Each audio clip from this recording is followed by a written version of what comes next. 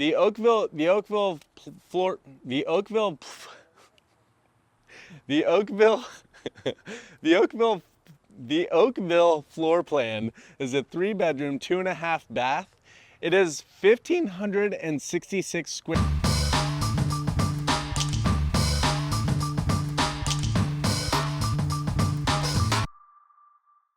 Hey there, my beautiful people. Today we are checking out the Oakville Floorplan by Meritage Homes. The Oakville Floorplan is in Cagan Crossings West.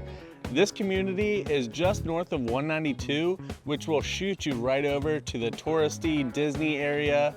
I haven't looked at the GPS, but I'd estimate you could get to Magic Kingdom from here in about 15 minutes. This community does have a community swimming pool and will have a community playground soon. One last note, it is actually a gated community, so that's a nice plus for something like this, especially in this home price range. The Oakville floor plan is a 3-bedroom, 2.5 bath. It is 1,566 square feet, and this one is a 2-car garage, while the other model in this neighborhood is a 1-car garage. We're checking out the 2-car. Let's go check it out. This model is an end unit, and you'll notice the door comes to the side of the house. We have a tiny little foyer here that opens up straight to the main living space. Kitchen, right? I'm already in the kitchen. I'm already cooking. I'm already eating snacks. And it is a great room, so you have your quasi-informal dining room over there. We'll go check it out. But they have white countertops going on, white cabinets. You know I'm not a huge fan of whiteout, but they do have blue walls going on, and they have a warmer tile that looks like faux wood. So although they whited out the cabinets and the countertops, they do have color pops other places. They got some spatulas to match the walls. Let's see if the microwave vents out. I did not expect that. I thought that was gonna be a recirculating microwave. All right, let's, I keep skipping this.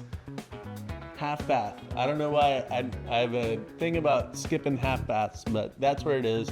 Everyone can hang out down here. They have a place to poop and pee and eat and watch TV and eat again. So, and then living room comes out here. Pretty sizable. And the informal dining / breakfast nook. I don't know exactly what they kind of call this. And it leads right to the outdoor patio.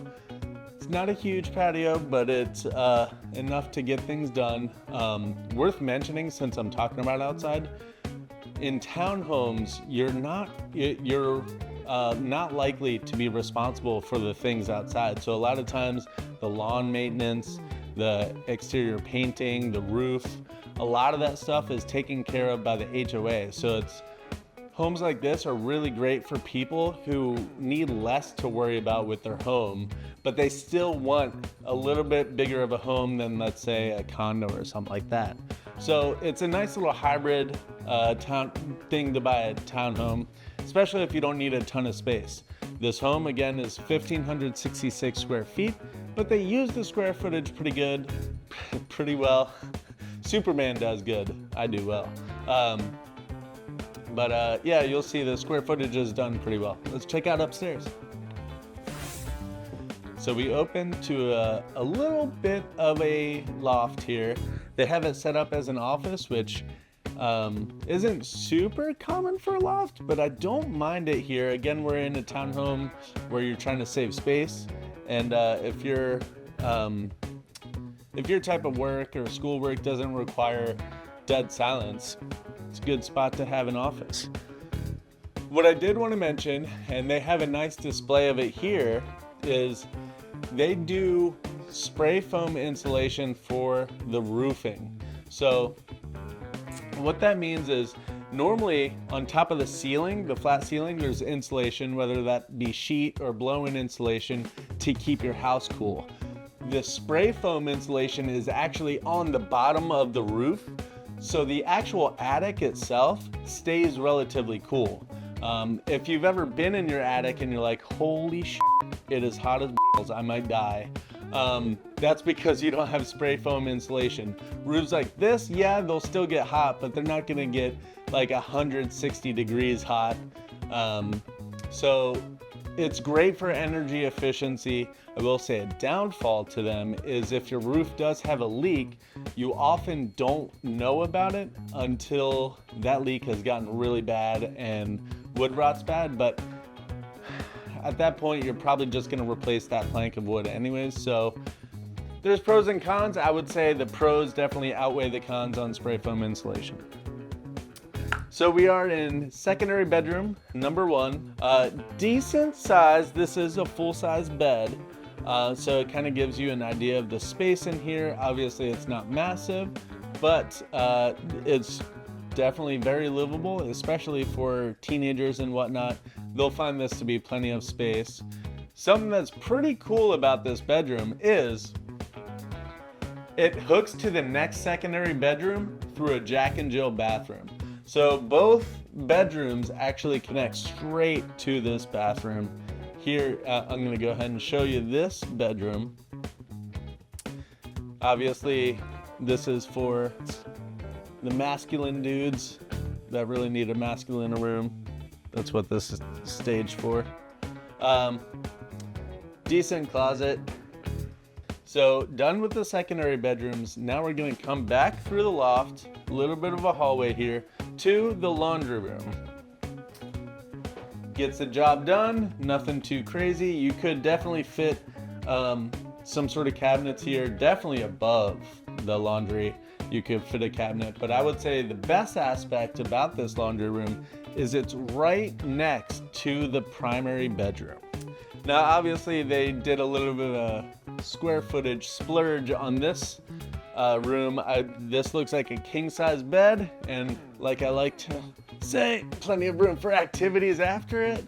You can dive on the bed, get a nice running jump into the bed, especially if you start in this closet. This pretty decent walk-in closet over here. Security system. And now we're gonna check out the primary bathroom.